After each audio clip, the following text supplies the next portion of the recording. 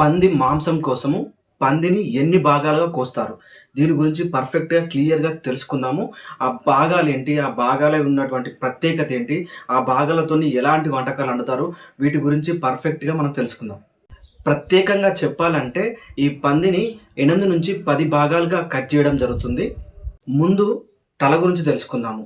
8-10 భాగాలుగా కట్ చేస్తారని చెప్పాం గదా! అందులో తల భాగంలో చెవులు, ముక్కు, నాలుక, తర్వాత చెంపలు. వీటిని 4 భాగాలుగా కట్ చేయడం జరుగుతుంది.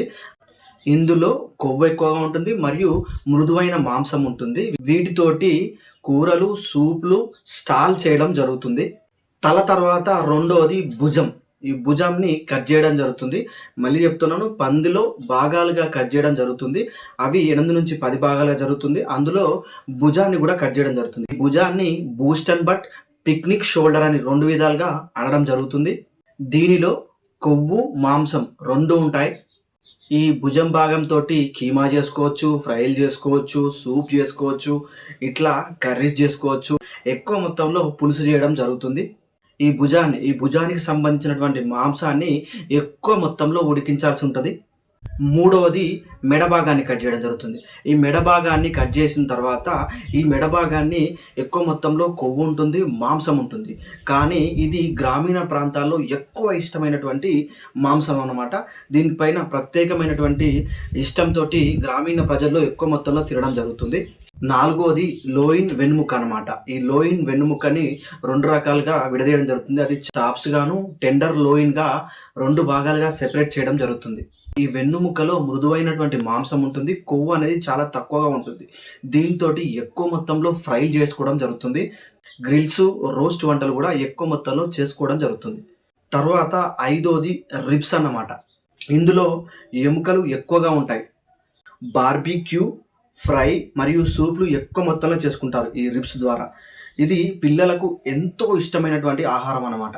ఆరోది పొట్ట, బెల్లి. ఇందులో మాంసంతో పాటు కొవ్వు ఎక్కువ మొత్తంలో ఉంటుందన్నమాట.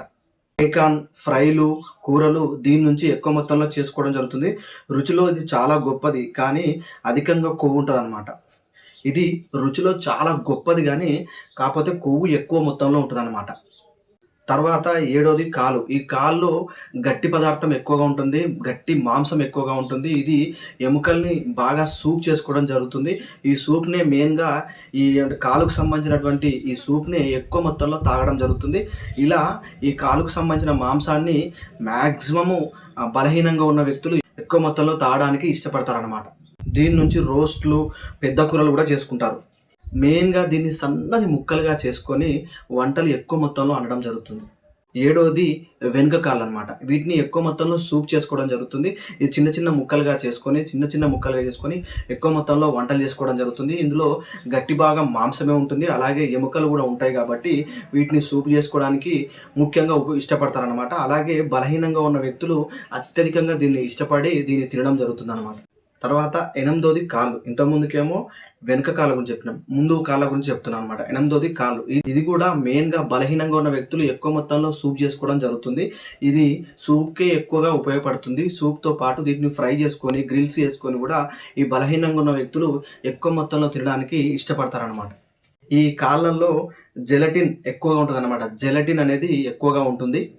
తొమ్మిదవది తోక అన్నమాట. ఈ తోకలో తక్కువ మాంసం ఉంటుంది కానీ చాలా రుచికరమైనటువంటి వంట అనమాట. దీని నుంచి ఎక్కువ మొత్తంలో సూప్ చేసుకోవడం జరుగుతుంది.